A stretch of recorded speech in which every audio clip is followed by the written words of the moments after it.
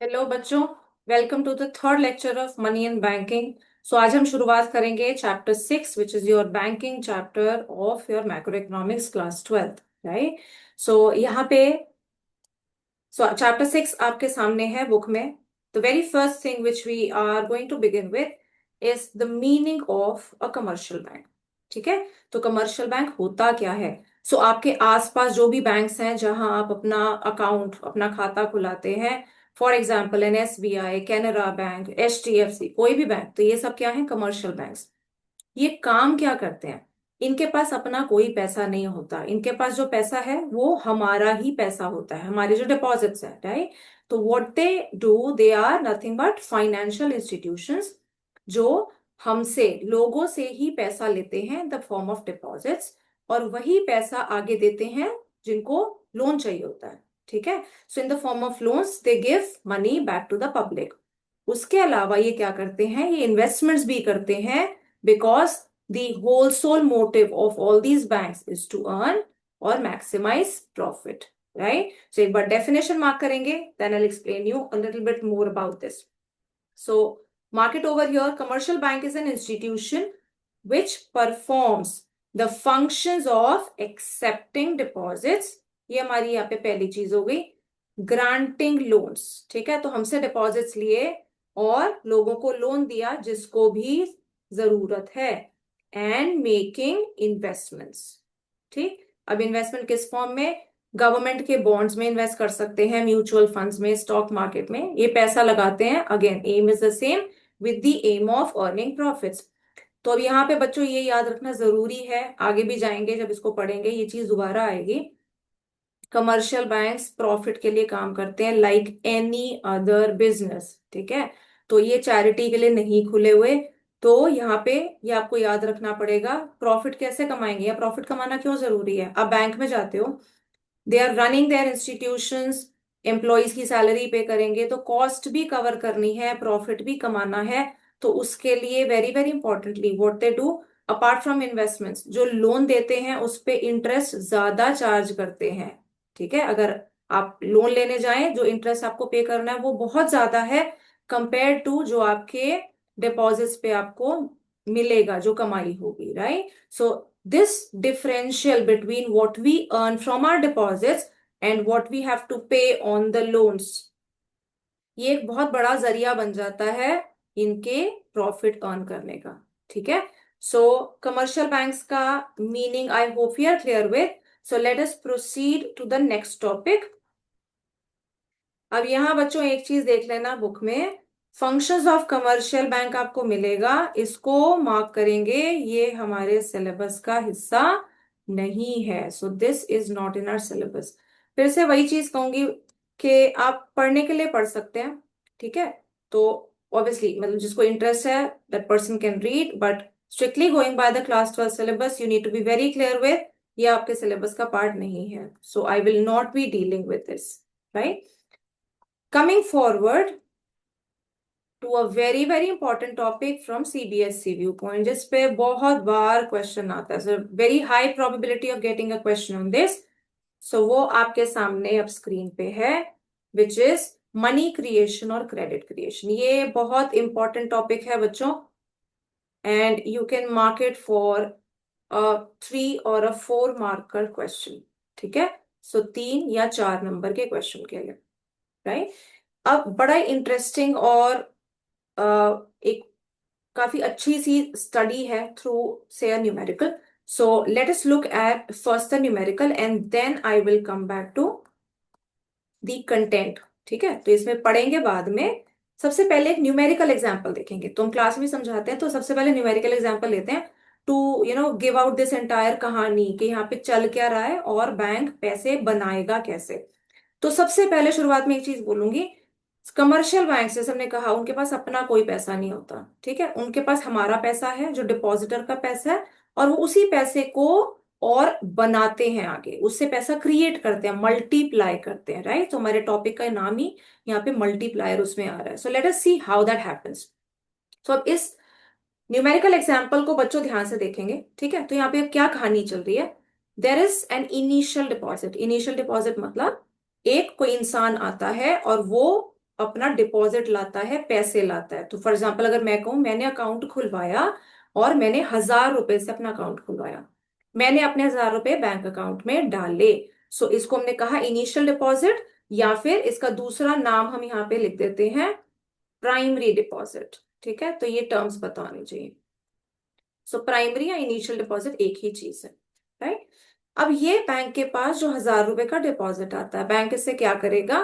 तो you need to think logically, क्या bank सारे 1,000 रुपए लोन में दे दे? नहीं। क्यों? क्योंकि अगर मैं वापस बैंक के पास पैसा निकालने जाऊं, याद करो डिमांड डिपॉजिट हमने पढ़ा था चैप्टर 5 में, तो बैंक मेरे को मना तो नहीं कर देगा कि ओ सॉरी हमने तो आपके सारे पैसे लोन में दे दिए, हमारे पास तो कुछ है ही नहीं।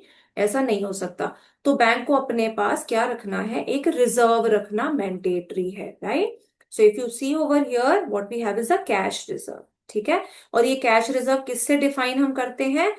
LRR जो आपके सामने है, that is nothing but what we call as a legal reserve requirement. और ये रेशियो की फॉर्म में होता है, मतलब जो मेरे टोटल डिपॉजिट है उसका कितना परसेंटेज, उसका कितना हिस्सा मेरे को रिजर्व की फॉर्म में रखना है। और ये देता कौन है? So this is given by RBI। ठीक है, जो हमारा सेंट्रल बैंक है। ठीक, तो अब यहाँ पे क्योंकि हम न्यूमेरिकल एग्जांपल ले रहे हैं तो एग्जांपल के फॉर्म में ही करेंगे। So if you see over here what we have is we have assumed के 20% is the legal reserve requirement, मतलब 20% रिजर्व रखेंगे, बाकी 80% आप फ्री हो, आप अपने हिसाब से उसको लोन में दे सकते हो। तो 20% विच इज 1/5 ऑफ 1,000 कितना हो गया? 200 रुपए रिजर्व रखा, बाकी 800 रुपए you are free to give as loans. I hope you are clear with this. ठीक है, यहाँ पे कोई यूजुअली दिक्कत नहीं होती। अब इसके बाद आता है some twist in the story which is very interesting to note, right, and important. 800 रुपए हमने लोन में दिए, जब लोन देंगे तो उसका क्या तरीका है? क्या अगर मैं लोन लेने जाऊं, मैं 800 रुपए का लोन लेने बैंक के पास जाती हूँ, तो बैंक मेरे को 800 रुपए दे देगा कैश में और मेरे को कहेगा ओके ये लो पैसे पैसे और जाओ and utilise it according to your needs? ऐसा नहीं होता। जब भी हम बैंक के साथ कोई भी ट्रांजैक्शन करेंगे, एज इन अगर मैंने बैंक में पैसे जमा कराने हैं तो मेरा अकाउंट खुलेगा, मैंने बैंक से लोन लेना है तो भी मेरा अकाउंट खुलेगा। ठीक है, तो यहाँ पे बच्चों ये याद रखना जरूरी है, जो भी बैंक से लोन लेगा, जैसे यहाँ 800 रुपए का लोन लिया, तो उस पर्सन के नाम का एक लोन अकाउंट खुलेगा। So person access loan account. ठीक है, लोन अकाउंट खुला, उसके अकाउंट में बैंक ने पैसे जमा करा दिए, क्रेडिट कर दिए।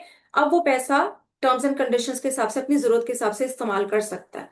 यहाँ पे हम ये अज्यूम कर लेते हैं कि चलो उसने लोन अकाउंट में से सारे 800 रुपए निकाल लिए और उसने वाई को पेमेंट करनी थी, इस पर्सन एक्स ने वाई को पेमेंट करनी थी। सो एक्स इज टू पे टू वाई। ठीक है, इसने ये 800 रुपए उसको दिए। अब यहाँ पे एक चीज बच्चों बहुत इंपॉर्टेंट है जो कि मैं यहाँ लिख रही हूँ। So what we will assume is, first assumption, कि हमारी सारी transactions, all transactions are routed through banks. तो अगर एक्स ने वाई को पे करना है तो वो कैश पेमेंट नहीं करेगा, एक्स अपने अकाउंट से, इस अकाउंट से पैसा निकालेगा और बैंक के द्वारा ही वाई को पे करेगा। ठीक है, सो थ्रू अ चेक और what ever, so that entire 800 rupees जो है वो सारे वाई के अकाउंट में, बैंक अकाउंट में जाएंगे। ये हमारी है पहली अजम्पशन। ठीक है, दूसरी अजम्पशन, अब मैंने आपको continue with the same example, मैं आपको कह रही हूं एक्स ने फॉर एग्जांपल लोन लिया SBI बैंक से, ठीक है, स्टेट बैंक ऑफ इंडिया से। तो क्या ये जरूरी है कि वो SBI का जो चेक वाई को देगा, क्या वाई का भी SBI में अकाउंट होना चाहिए तभी उसके पास पैसे जाएंगे? ऐसा तो कुछ भी नहीं होता। वाई का, सो एग्जाम्पल मैं यहाँ पे ले रही हूँ, वाई का अकाउंट है HDFC बैंक में। ठीक है, अब वाई का अकाउंट है HDFC में, तो वो SBI का चेक जो उसको एक्स ने दिया है वो अपने अकाउंट में जमा कराएगा और उसका क्या होगा, वो 800 रुपए SBI में से निकल जाएंगे, डेबिट हो जाएंगे और वाई के अकाउंट में क्रेडिट हो जाएंगे। Are we clear with this? ठीक है, सो इसके लिए what we are assuming is all, second assumption जो हमारी यहाँ पे है, all banks are a single unit. ठीक है, so all banks are a single unit called as a banking system. यहाँ पे मेरा स्पेस थोड़ी कम है, ऐसे मैं लिख नहीं रही हूँ, ऊपर पॉइंट मैं जब बुक में से रीड कराऊंगी I make you mark that. Single unit का क्या मतलब है? तो इस पूरे एनालिसिस में, इस कहानी में मैं सिर्फ एसबीआई या सिर्फ एचडीएफसी को नहीं पढ़ रही, मैं पूरा बैंकिंग सिस्टम को इकट्ठा लेके चल रही हूँ। 800 रुपए एसबीआई में से निकले, जो ये लोन का पेमेंट था, एचडीएफसी में उस बंदे के अकाउंट में चले गए, तो क्या हो गया, एक उस अकाउंट में नया 800 रुपए का डिपॉजिट एचडीएफसी में रिफ्लेक्ट हो जाएगा। तो वो 800 जो लोन की फॉर्म में दिया गया, वो आपको यहां नजर आ रहा होगा कि वो हम यहाँ मार्क कर रहे हैं राउंड 1 में। ठीक है, that is the first round. यहाँ 800 रुपए का एक नया डिपॉजिट क्रिएट हो गया। I hope we are clear with this. ठीक है, और इसको हम नाम देते हैं, this is what we call as a secondary deposit. तो ये मेरा पहला सेकेंडरी डिपॉजिट है। सेकेंडरी क्यों बोला? क्योंकि ये 800 रुपए कोई बाहर से लाके जमा नहीं किसी ने कराए हैं, ये 800 रुपए इस 1000 रुपए में से निकले। ठीक है, तो वो 800 रुपए जो लोन की पेमेंट हुई, एक्स ने वाई को पेमेंट करी, वाई के अकाउंट में 800 रुपए आ गया, तो वो 800 रुपए का एक नया डिपॉजिट बना। किसी और बैंक में था बट बैंकिंग सिस्टम में ही है, so we are concerned with that, right. Now the same story continues. 800 रुपए का डिपॉजिट बढ़ गया, अब क्या होगा? So with this same kind of same working happens. इस 800 रुपए में से बैंक को फिर से 20% सॉरी रिजर्व में रखना पड़ेगा। So 20% of 800 if you calculate you will get as 160। 160 रुपए बैंक ने रिजर्व में रखा, बाकी कितने बचे? 640। 640 बैंक के पास बच जाते हैं, बैंक उसको लोन में देगा। सेम वे अगर जिसको लोन में दिया 640, उसका लोन अकाउंट खोला जाएगा, 640 उसमें डाल दिए, उसने जिसको पेमेंट करी उसके अकाउंट में वो 640 डिपॉजिट में रिफ्लेक्ट हो गया। तो this if you see over here, this is round 2। Round 2 मतलब ये मेरा सेकेंडरी डिपॉजिट 2 या सेकेंड सेकेंडरी डिपॉजिट मेरा बन गया। ठीक है, यहाँ पे भी वही चीज कंटिन्यू हुई, इसके बाद इसको और नहीं बढ़ाएंगे। So quite bit of repetition. 640 एक नया डिपॉजिट क्रिएट हुआ, इसका भी 20% 128 रुपीज बैंक रिजर्व में रखेगा, बाकी 512 रुपए बैंक फ्री है to give as a loan. ठीक है, I hope we are clear up till this point. So now if we see it further, तो यहाँ पे आपको दिख रहा होगा डैश डैश। ठीक है, तो ऐसे हम करके डाल देते हैं कि दिस प्रोसेस कॉन्टिन्यूज, ये प्रोसेस चलता रहेगा, पर कब तक चलेगा? तो ये यहाँ पे याद रखना बड़ा जरूरी है बच्चों। अल्टीमेट एम क्या है? 1000 रुपए हमारे पास बाहर से आए थे, ये वाला जो 1000 रुपए हमने मार्क करा, ठीक है, 1000 रुपए इस डिपॉजिटर के आए थे, तो बैंक को ये निश्चित करके चलना पड़ेगा कि मेरे पास 1000 रुपए का रिजर्व पड़ा है, राइट। तो अगर आप यहाँ पे देखो रिजर्व वाले कॉलम में, या थर्ड कॉलम, टोटल रिजर्व जो बैंक ने बना लिया, टोटल रिजर्व कितना है? 1000 रुपए। ठीक है, और वो किसके बराबर है? जो बैंक के पास इनिशियल डिपॉजिट आया था उसके बराबर। So this process of lending और giving loans continues till the reserve with the bank is equal to the initial or primary deposit. I hope you are clear by this much. ठीक है, अब हमारे पास दो और फिगर्स हैं आपके पास बोर्ड पे, and what we are interested is in very importantly total deposits, right. तो ये 5000 और ये लोन्स में 4000, ये कहां से आ रहा है एक बार वो भी देख लेते हैं। ठीक है, तो ये 5000 की फिगर जो मैथ्स वाले बच्चे हैं उनके लिए बता देती हूँ, हालांकि वो हमारे सिलेबस का हिस्सा नहीं है, तो वो डेरिवेशन या कैलकुलेशन आपको नहीं करनी, but still if out of curiosity you want to know, तो यहाँ पे हम क्या करें, टोटल डिपॉजिट्स अगर मेरे को निकालने हैं, ठीक है, टोटल डिपॉजिट्स, तो इस प्रोसेस को करते हुए बैंक ने क्या किया, टोटल डिपॉजिट्स निकालने हैं, मतलब 1000 plus 800 plus 640 and so on, right, plus 512 यहाँ पे आ जाएगा, एंड दिस प्रोसेस कंटिन्यूज। तो that becomes your geometric progression. ठीक है, तो पर हम उसके डिटेल में नहीं जाएंगे, what we have to do is our formula. So total deposits is equal to initial deposit, ये फॉर्मूला बच्चों थोड़ा सा आगे दिया हुआ है, तो मैं सब कुछ यहीं पे लिख रही हूँ, इसलिए I am writing over here itself. ठीक है, very very important formula, 1 number का एमसीक्यू भी हमारा यहाँ पे बनता है। टोटल डिपॉजिट जो बैंक ने क्रिएट किए वो किसके बराबर हैं? That is equal to initial और the primary deposit into 1/, LRR, right. और ये 1/LRR जो आपकी रेशियो है जो मैंने ब्रैकेट में लिखी है, इसको हम मनी या क्रेडिट मल्टीप्लायर भी बोलते हैं। ठीक है, तो वो भी अभी देखेंगे आगे, आपको वो भी मैं मार्क कराऊंगी, राइट। पहले ये कंप्लीट करते हैं। So I am interested in knowing how this 5,000 came over here. तो जो हमने वैल्यूज ली है, let us put and solve for that. Initial deposit हमारे एग्जांपल में कितना था, 1,000। 1/LRR, LRR हमने कितनी ली है, 20%, right. So 1/0.20। So if you solve for that, 1,000 into, ये हमारा क्या बन गया, 100/20, ठीक है। सो 100/20 gives me a 5. This is equal to 5,000. I hope we are sorted with this. ठीक है, तो यहाँ पे देखो बैंक ने क्या कमाल किया। 1,000 रुपए बैंक के पास आते हैं, और 1,000 रुपए एक बहुत छोटी अमाउंट है। हम रूटीन की बात करें तो there millions of transactions, millions of deposits are happening. तो हम यहाँ पे एक छोटे से एग्जांपल ही देख रहे हैं। 1,000 रुपए बैंक के पास आया, और बैंक ने उसको मल्टीप्लाई करके क्या बना दिया, 5,000। ठीक है, सो टोटल डिपॉजिट्स बैंक ने कितने क्रिएट किए, 5,000 इन दिस एग्जाम्पल, राइट। अब आते हैं लोन्स पे। सो लोन की जो फिगर है ये 4,000, मैं इसमें भी इंटरेस्टेड हूँ। ये 4,000 कहाँ से आया, बड़ी सिंपल सी कैलकुलेशन है बच्चों। टोटल डिपॉजिट मेरे पास है 5,000, ठीक है। सो टोटल डिपॉजिट में से मैं क्या करती हूँ, अपना टोटल रिजर्व घटा देती हूँ। ठीक, टोटल रिजर्व मेरा 20%। तो अगर आप यहाँ पे 5,000 का 20% भी निकालते हो, 5,000 का 1/5। So I am right, let me write over here for you, अगर किसी को कंफ्यूजन है। सो इसका आप निकालो 5,000 का 20%, 20% is 1/5, right. So this gives you 5,000/5 is nothing but 1,000। ठीक है, तो ये 1,000 आपका कितना है, 1,000 is nothing but your total reserve. So total deposits TD minus a TR gives you nothing but the loans granted। तो ये आपका क्या आ गया, टोटल लोन जो कमर्शियल बैंक ने दिए। Are we clear with this, ठीक है। तो इसको ही बच्चों नोट कर लेना, ये भी कई बार एक नंबर में पूछे जाने वाली चीज है। एक फॉर्मूला हमारा ये है जो मैंने आपको मार्क करा है, टोटल डिपॉजिट्स वाला।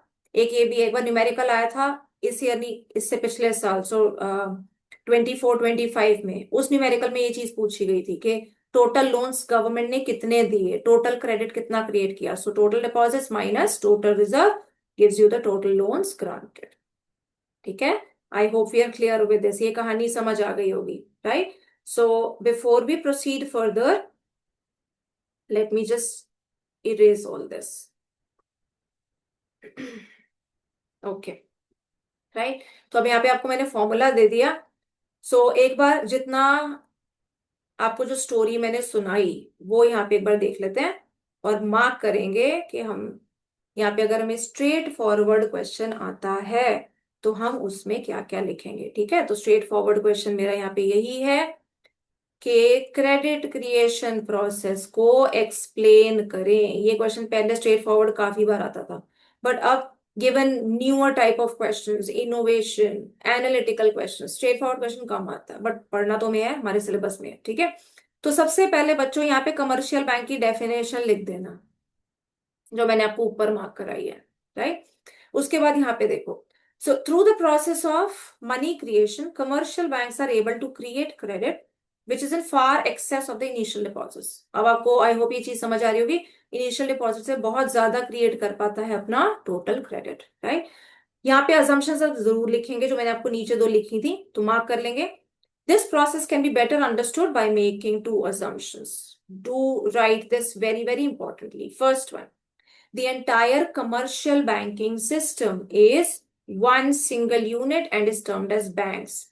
फिर से वही चीज दोहरा रही हूं, मैं एक अकेला SBI नहीं पढ़ रही या HDFC नहीं पढ़ रही, no, I am talking about all the commercial banks as a whole sole system, right. Second one, all receipts and payments, इसको आप ट्रांजैक्शंस भी लिख सकते हो, ठीक है। ऑल रिसीट्स एंड पेमेंट्स या all transactions in the economy are routed through banks. जैसे मैंने आपको कहा कैश पेमेंट नहीं होगी, सब कुछ जो सारी पेमेंट है, सारी ट्रांजैक्शन है, वो बैंकों के द्वारा ही होगी। ठीक है, तो यहां तक आप लिख सकते हैं।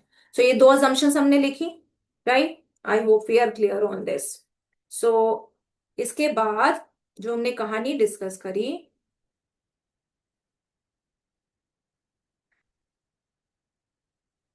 वो आपको मिलेगी नीचे. Just see. सो अब यहाँ पे हम एग्जाम्पल ही लिखते हैं. ठीक है, तो क्वेश्चन आता है ना, तो उसमें यही लिखा हुआ आता है, explain the process with the help of a numerical example. तो न्यूमेरिकल एग्जाम्पल ही हमने किया था. So process of credit creation through an example, right, और a numerical example, one and the same thing. तो यहाँ पे बच्चों ये पॉइंट्स पढ़ना जरूरी. First bullet point. Suppose initial deposit in bank is 1000 rupees and LRR is 20%. ठीक है, वही फिगर से जो हमने ली थी. It means, ध्यान से अब इसको पढ़ेंगे, banks are required to keep only 2200 as cash reserve and are free to lend 800 rupees, right? Suppose they lend 800, banks do not lend this money by giving amount in cash. Cash में नहीं देंगे, बल्कि क्या करेंगे, rather they open the account in the name of the borrower. ठीक है, वो are free to withdraw the amount whenever they like, right. ये आपको शुरुआत में बता दिया किस तरीके से हमारा फर्स्ट स्टेप हो जाएगा. Coming to the second one. Suppose borrowers withdraw the entire amount of 800. जैसे मैंने आपको कहा सारा 800 निकाल लिया for making the payment. As all transactions are routed through banks, the money spent by the borrower comes back into the banks in the form of deposit accounts of those who have received this payment. तो याद करो जो बताया था, x ने Y को पे करा, एसबीआई से पैसा निकला, एचडीएफसी में चला गया, रहा बैंकिंग सिस्टम में ही. ठीक है, so it will increase the demand deposits of banks by 800, right. आगे देखिए, with the new deposits of 800, फिर से सेम स्टोरी चलेगी. Banks keep 20% as cash reserve and lend the balance 640. Borrowers use these loans for making payments, which again comes back into the accounts.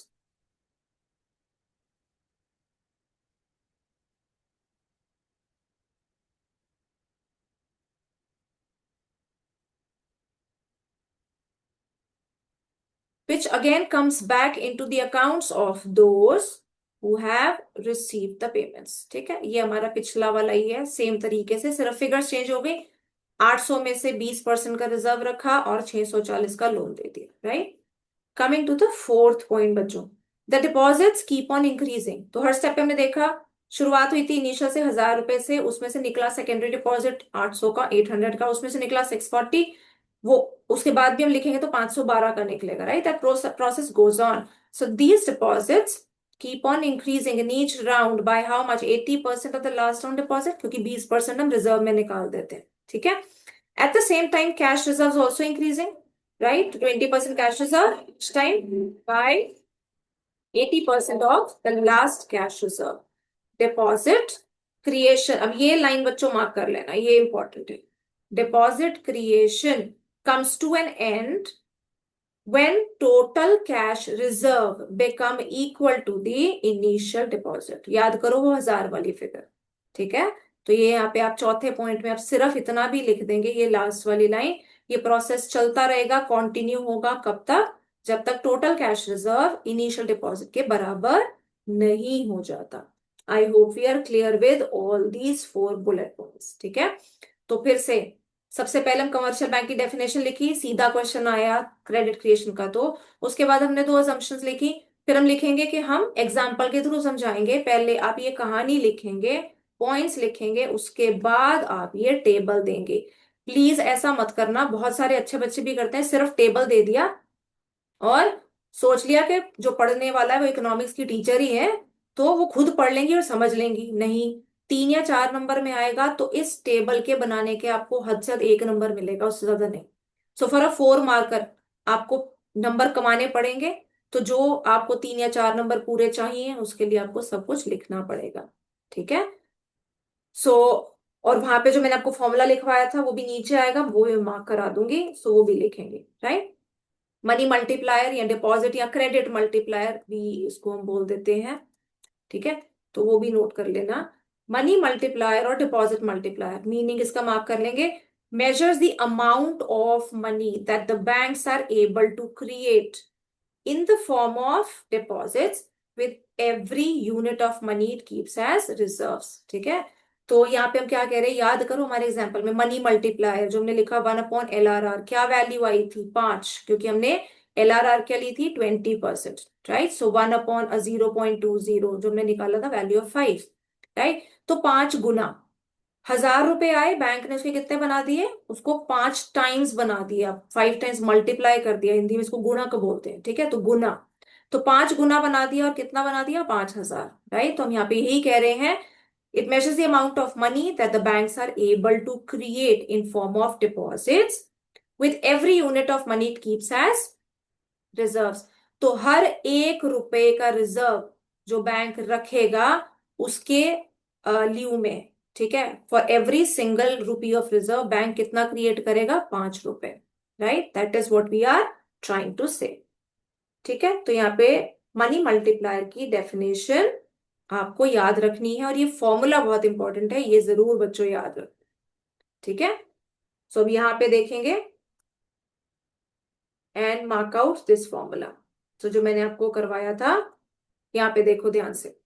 सो या इधर ही आपको ये चीज बता रहे हैं, for every unit of money kept as reserves banks are able to create 5 units of money, जो मैंने अभी आपको चीज हाईलाइट करी. ठीक है, हालांकि इतना भी डिटेल में आपको जाने की जरूरत नहीं है, फॉर्मूला जरूर याद रखना 1/LRR, that is most most important. ठीक है, लुक एट दिस वन, ये वाला फॉर्मूला बच्चों, total deposit is equal to initial deposit into money multiplier. This is very very crucial. अब यहाँ पे आपको नजर आ रहा है आपके पास 3 वेरिएबल्स हैं, टोटल डिपॉजिट जो हम निकाल रहे हैं, initial deposit and money multiplier जो 1/LRR है.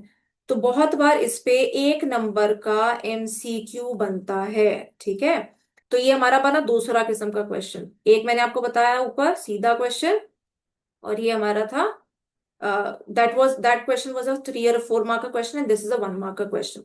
अब एक तीसरे किस्म का क्वेश्चन बच्चों डिस्कस करना चाहूंगी जो पीछे कई बार आया है, and that is again an interesting question, right.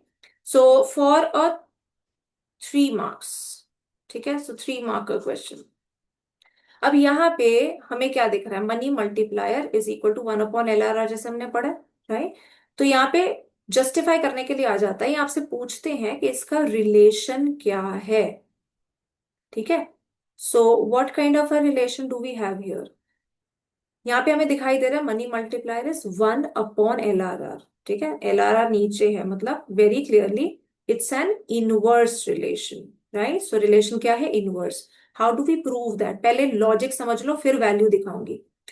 Very simply हमने कहा लीगल रिजर्व रेशो, मतलब सिंपल सी भाषा में रिजर्व कितना रखना है. तो अगर मैं कहूं रिजर्व ज्यादा रखना है, रिजर्व ज्यादा मतलब बैंक के पास पैसा कम है लोन देने के लिए. ठीक है, तो लोन देने के लिए पैसा कम होगा तो क्या होगा, मेरी जो लेंडिंग कैपेसिटी है वो कम हो जाएगी, मेरा मनी मल्टीप्लायर घट जाएगा, राइट. मैं कम पैसा आगे बढ़ा पाऊंगी. ठीक है, बट अगर मैं कहूं लीगल रिजर्व रेशो कम कर दी RBI ने, मतलब रिजर्व कम रखना है, ज्यादा से ज्यादा पैसा हम लोन में देंगे, ज्यादा लोन देंगे, ज्यादा क्रेडिट है इकोनॉमी में, तो अल्टीमेटली क्या होगा, ज्यादा डिपॉजिट बनेगा और मेरा मनी मल्टीप्लायर ज्यादा होगा, right. So that is the reason we are saying inverse relation. तो बड़ा क्लियरली सबसे पहले हम यही लिखेंगे, there exist an inverse relation between what, money multiplier and LRR, right. और इसको एक्सप्लेन कैसे करेंगे या जस्टिफाई कैसे करेंगे, with the help of an example. यहाँ पे हम 2 केस लेके दिखाएंगे. ठीक है, so we'll assume the values. So case 1, for example से LRR इज 10%. LRR 10% मतलब this implies the money multiplier is equal to, formula हर बार बच्चों जरूर लिखना है, बच्चे फॉर्मूला मिस करते हैं और इसकी वजह से उनके नंबर कटते हैं और फिर बाद में दे कंप्लेन कि हम तो सब कुछ लिख के आए हैं और फॉर्मूला उन्हें याद भी नहीं होता कि उन्हें नहीं लिखा, because they are not habitual to this, right. So formula जब भी प्रैक्टिस भी करें जरूर लिखें. ठीक है, don't skip the steps, because step wise marking होती है पूरी CBSE में. तो यहाँ पे हमने क्या दिखाया, केस 1 में LRR 10% है, तो मेरा मनी मल्टीप्लायर 10 है, मतलब 10 गुना जो है इनिशियल डिपॉजिट बढ़ जाएगा. केस 2, अब यहां मेरे को क्या दिखाना है, I will change the legal reserve ratio का वैल्यू। तो legal reserve ratio for example मैं बढ़ा के कर देती हूँ 20%। सो ऊपर जो हमने न्यूमेरिकल एग्जाम्पल लिया था उसमें भी हमारी 20% थी, तो अगर आपको वो याद है वैल्यू तो हमारा मनी मल्टीप्लायर 5 ही आएगा, but still I will write and calculate. ठीक है, सो 100/20 दिस गिव्स मी व्हाट 5। सो यहाँ पे दो चीजें मैंने बड़ी ध्यान से बतानी है वेरी क्लियरली। मैंने क्या कहा, LRR 10% है तो मनी मल्टीप्लायर 10 है। LRR 20% बढ़ जाता है, 20% हो जाता है, तो रिजर्व ज्यादा मतलब मेरा मनी मल्टीप्लायर कम, क्योंकि मेरे हाथ में, बैंकों के हाथ में पैसा कम है आगे उधार में देने के लिए, क्रेडिट देने के लिए। Are be clear with this, right? तो हमने यही कहा inverse relationship, as if you see over here, as LRR increases, ठीक है, as LRR increases, what do we see? Money multiplier और credit multiplier decreases। ठीक है, यहाँ बेटा मैं एरो बना रही हूँ शॉर्ट के लिए, शॉर्ट फॉर्म की तरह। आप बिल्कुल भी एरो की भाषा नहीं लिखेंगे पेपर में। ठीक, तो ये क्वेश्चन समझ आ गया। अब इसको बच्चों नोट कर लेना, ये आपका एक लाइकली 3 नंबर का क्वेश्चन बनता है। सो 3 किस्म के क्वेश्चन मैंने आपके साथ यहाँ पे डिस्कस करे हैं। The first one, straight forward 4 number का theory question, explain the credit creation process, MCQ possibility using the numerical. 3 number का question as regards the inverse relationship between money multiplier and legal reserve ratio. I hope we are sorted with this much. ठीक है, next class में बच्चों मैं करूंगी इस chapter का अगला part, which is very very crucial again, central bank और उसके फंक्शंस। ठीक है, so till then do revise what we have done and keep studying. So thank you so much for today.